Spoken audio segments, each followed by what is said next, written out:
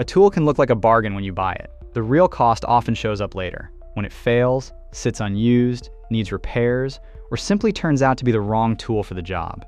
For many woodworkers, the problem isn't a lack of options. It's having too many options and too little clarity about what actually deserves the money. A beginner can spend hundreds of dollars building a workshop and still end up with tools that don't make the work easier. And sometimes the expensive mistake isn't the tool itself. It's the time spent researching it, returning it, repairing it, or replacing it.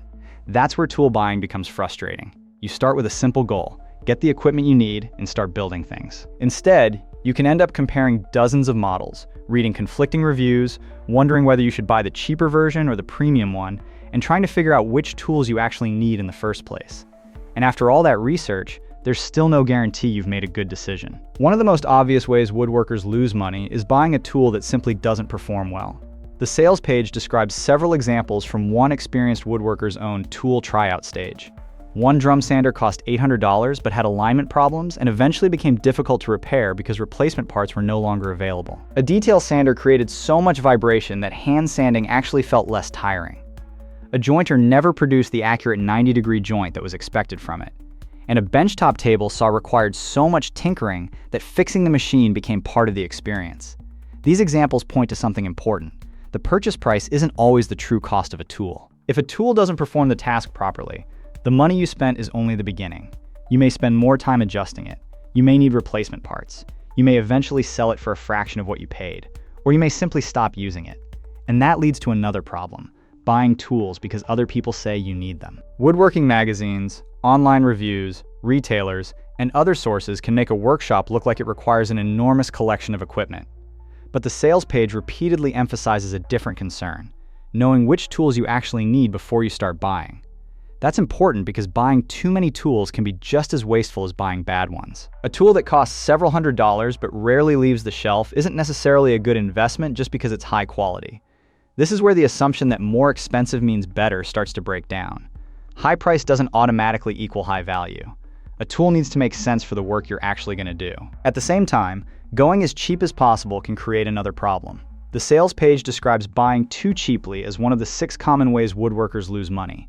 Some tools compete primarily on price, and the concern is that a lower initial cost can lead to a shorter useful life or poorer performance. So now there's a frustrating middle ground. Spend too much and you may buy equipment you don't need. Spend too little and you may end up replacing it. Buy the wrong tool and you may lose both money and time. And even finding reliable information can be difficult. The sales page specifically warns about reviews where the publisher receives a commission when someone buys through a recommendation. That doesn't automatically mean every review is unreliable. But it does highlight a structural problem. The person recommending a tool may have a financial incentive connected to the purchase. For someone trying to make a careful decision, that creates another layer of uncertainty. You're not only asking, is this tool good? You're also asking, why is this particular tool being recommended to me? Then there's the used tool market. Buying an older tool in good condition can sometimes appear attractive because the price is lower. But the page describes concerns about tools being advertised as being in good condition when they may have rust, excessive wear, or other problems. The risk is especially frustrating because the condition isn't always obvious from a listing. You can save money on the purchase and lose it again when the machine needs work. And then there's the 6th problem, where you buy. The page argues that large retailers and online marketplaces aren't necessarily the best single source for every woodworking purchase. Again, the important lesson isn't that every major retailer sells bad tools. It's that convenience and price aren't the same thing. A familiar store may be easy to use, but that doesn't necessarily mean you've found the right tool at the right value. So what does all of this tell us?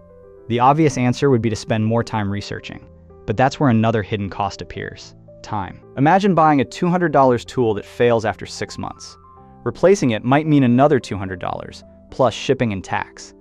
Then there's the time spent researching replacements, reading reviews, dealing with returns, repairs, or reselling the original tool. The sales page gives an example where 3 hours of research at an assumed value of $15 per hour adds another $45 to the effective replacement cost.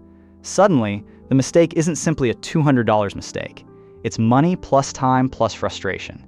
And when that happens repeatedly, the hobby can start feeling much more expensive than expected. The real issue isn't simply buying cheap tools. It's buying without a clear understanding of value. A good purchase isn't necessarily the cheapest tool. It isn't necessarily the most expensive tool either. And it isn't necessarily the tool with the highest number of positive reviews. The better question is whether the tool matches the work you intend to do, provides the performance you actually need, and makes sense within the rest of your workshop. That shift changes the entire buying process. Instead of asking, what's the best tool? You start asking, what tool do I actually need? Instead of asking, how much can I spend? You ask, what gives me the right balance of cost, usefulness, and durability? And instead of building a workshop around everything you could possibly buy, you build it around what you actually plan to make. That doesn't eliminate every bad purchase, but it changes the decision from impulse to planning. And that may be the biggest lesson in the entire discussion. Woodworking doesn't require owning every tool that appears in a catalog. It requires having the right tools for the work you're trying to do.